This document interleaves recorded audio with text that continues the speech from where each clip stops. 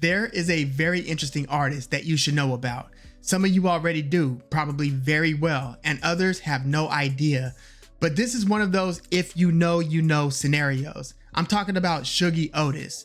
Now, his name is iconic for some really good reasons, and also he's kind of a, I wouldn't say cautionary tale, because he's somebody who had a quick and brief album discography and then basically disappeared a few years later. But it was by choice. It wasn't like his life melted down like so many stars of the past and present. But Shuggie Otis was one of these child prodigies, right? He was born in the 50s.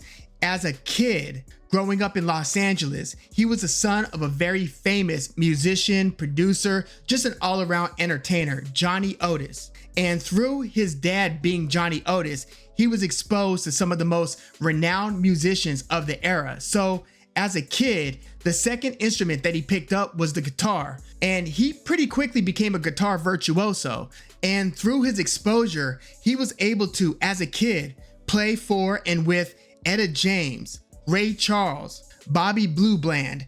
In fact, he found himself in a jam session with Frank Zappa, to the point where with the guitar chemistry that they developed, because Frank Zappa was basically jamming with Johnny Otis and Shuggie Otis came along, Zappa and Shuggie Otis started jamming, and Shuggie Otis plays on a song on Frank Zappa's Hot Rats album, and he played electric bass on Peaches and Regalia. That's probably one of my favorite Frank Zappa instrumentals. Check that one out. It's very proggy. He was also invited to be the featured musician on Al Kooper, the famous musician, producer Al Kooper. Look him up if you're not aware. But Al Kooper had the Cooper Sessions, and the second installment of that featured Shuggie Otis. And there's some really good music on there. But this all happened by the time he was like 15, 16 years old. So he basically starts his pro career by 16, 17, drops his debut album, Here Comes Shuggie Otis.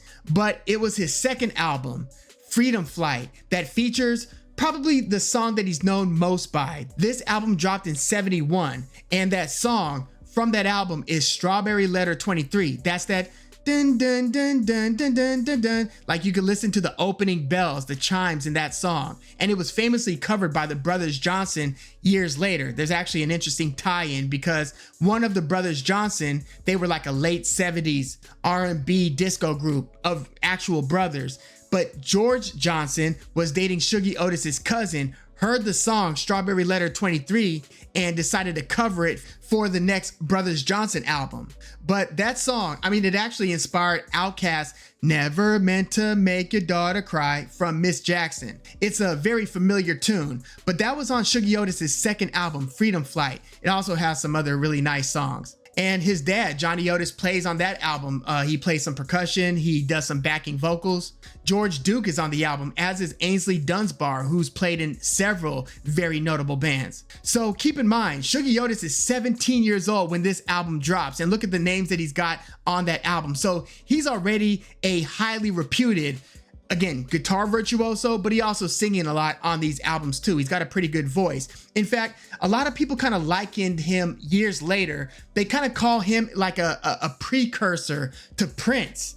And he's also one of the, I guess you could say he's one of the architects of that early to mid 70s acid jazz movement, because his music is really a blending of a few genres. It's some psychedelic soul, which was also pretty popular at the time. He's got some funkier music, but he's got some other kind of almost psych rock-ish music, but he's got some jazzy flavor as well, especially on the album that followed Freedom Flight. And it was actually a few years later, like Shuggie Otis over time would develop the reputation of taking too long on some of his work. So it was 3 years later, 1974, when he dropped Inspiration Information.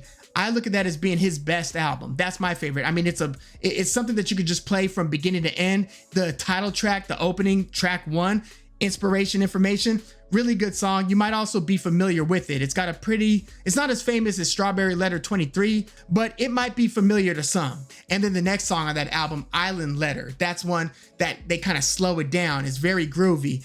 There's a really good instrumental called Pling, P-L-I-N-G with an exclamation point later on that album. But he dropped that in 1974, but shortly after that, he was invited to go on to tour with the Rolling Stones, and it was Billy Preston who the Stones basically sent to invite him to go on tour, because Billy Preston at the time was their touring keyboardist. So Shuggie Otis actually declined and turned that opportunity down.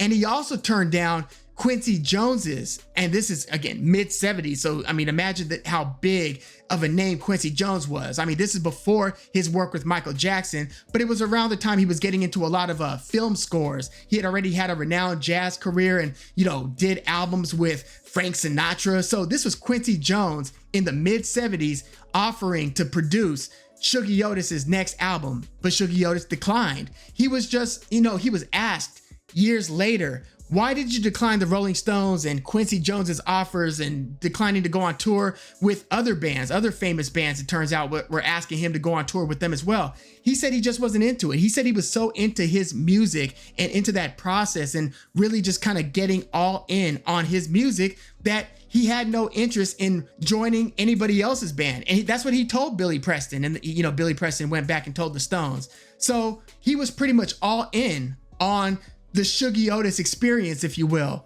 But he didn't drop another album after Inspiration Information for another 30 years. Like, he was basically off the map by the late 70s. So that's how quick it happened. He started to emerge as a kid in the 60s. He drops his debut in 70. He drops that second album, Freedom Flight, with Strawberry Letter 23 in 71, 1 year later. And then it takes a whole 3 years to drop Inspiration Information. And that was pretty much it. Like, they re-released Inspiration Information in 2013, and they also re-released it with Wings of Love on the back half of that album. So it's actually kind of a double album, Inspiration Information, Wings of Love, both of which have really good stuff. Again, I look at Inspiration Information as being his best album cover to cover. And he did drop a 2018 album, Interfusion, but again, this was one of those moments where it's one of music's biggest what if stories, because he was basically out of the game by the time he was 23 years old. And he would do some session work, he would jam here and there, but in terms of his name being like in the spotlight, no, that was pretty much it. After 74, he dropped off of the map pretty quickly. So if you're not familiar with Shuggie Otis and his story, and by the way, remember I said he turned down Quincy Jones's offer to produce that next album? Well, Quincy Jones, years later in the late 70s, was the producer of that Brothers Johnson album that featured the cover